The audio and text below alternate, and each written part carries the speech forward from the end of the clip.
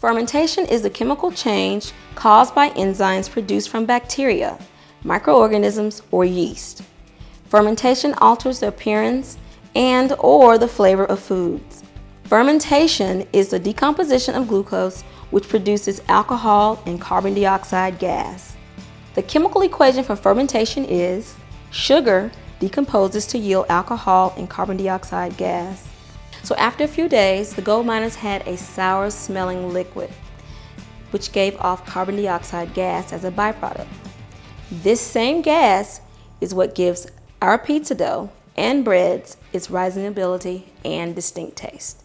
To keep this liquid active and alive, the gold miners would add more flour and water the morning before. Then they carried the mixture in their belly packs all day. In this warm environment, this mixture would break down that flour into sugar or glucose, which is further broken down into alcohol and carbon dioxide. That's a decomposition reaction, which is one of the 5 chemical reactions.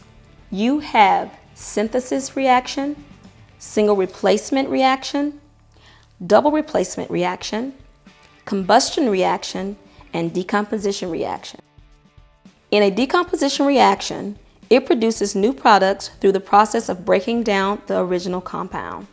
So in the evenings, the miners would take a portion of this newly changed substance and make it into bread. They would always keep a portion for the next day. The next morning, they would repeat this feeding process. This is how sourdough starters can be passed from one person to the next. It can be replenished and used the next day to make bread, cakes, pancakes, and numerous other products. You must keep the starter in a ceramic, plastic, or glass container with a lid. No metal should come in contact with the starter or it will react with the yeast in the starter. You must use a wooden or plastic spoon when stirring the starter for that same reason. The gold miners used this method for years because they had no way of keeping their yeast alive on their journey. Today, we use sourdough starters for that very distinct flavor that it gives to baked products and makes our dough taste so good. Look at this piece of bread. It has a hole in it. This hole was created from the carbon dioxide gas, which was produced from the yeast activity during baking. Next time you open a loaf of bread, check for holes.